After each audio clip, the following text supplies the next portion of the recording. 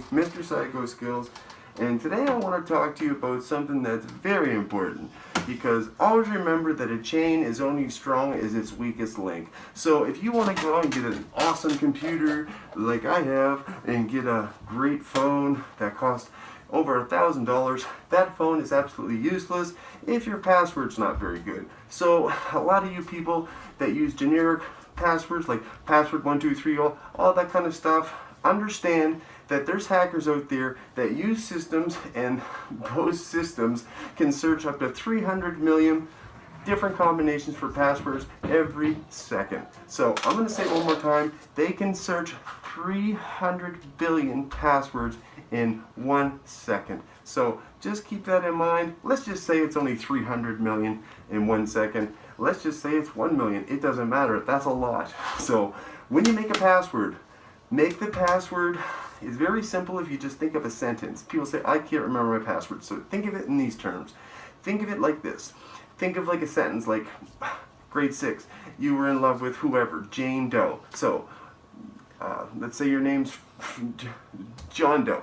John Doe loved Jane Doe, grade 6, whatever. Put a favorite number, and at the end of every password, always put like a couple hashtags, a question mark, an exclamation mark, and a slash. That makes it very, very difficult for the hacker to get in, and when something puts up a resistance, a lot of people will give up. So you want them to give up on trying. So try to make those passwords as long as you can, and if you find them too hard to remember and they're extravagant, I got a little tip for you.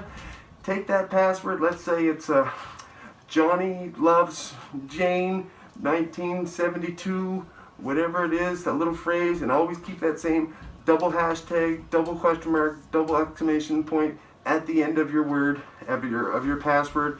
And then you take that password, if you have problems remembering it, take that password, find your favorite book, or find your favorite CD, whatever it is, or DVD movie, and you take it and you take your favorite number in your head. Let's say it's your favorite book. I'll grab my favorite book. I know my favorite number. I'll go to that page. I'll write it down on that page so it's tangible. It's in my hand. I can see it. I can go back and get it and retrieve it whenever I want if I forget it. And I just close up my favorite book, which I can never forget, and it's on the page of my favorite number, which I can never forget, and I just put that on the shelf. So there's a little tip. Always make sure you try to make that password as long as you can. 16 digits if possible. Whatever your application you're using, I suggest you use as many as you can. Like I said, if you find it hard to remember extravagant, weird combinations, write it down in your favorite book on your favorite page of number, and you always have it there as a reference point, and you can just go back to it and get it whenever you want. And also too, I suggest every month or two to actually change that entire password to something else.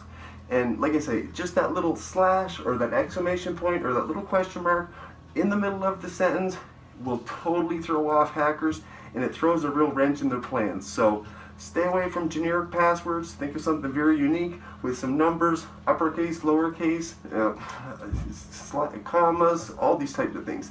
They make your password very, very strong. And these days, like I said, your computer, your phone, the security on it's only as strong as your password, and only as strong as the type of security that you're using, whether it be Norton or whatever it is.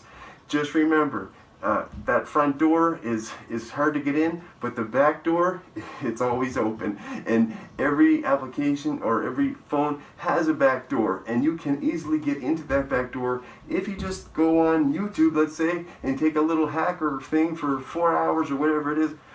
It's not very hard these days to get into stuff, so just keep that in mind when you're putting together a password. And I suggest keeping that password, like I said, in your favorite book on the favorite page. You can't forget that. And it doesn't matter how extravagant it is at that point. If it's in your favorite book, on your favorite page, it's not going to be hard to find. So with that, I'll leave you with that. Mr. Psycho Skills, psychoskills.com. I'm not selling anything on there. It's just my ideas of how I would like society to work, and I want to eradicate a lot of things like sexism, racism, all of these isms. I'd like to get rid of them, so I'd like you to help me do that, and subscribe to the channel, like and share, and that'd be cool, and have a good day. Peace.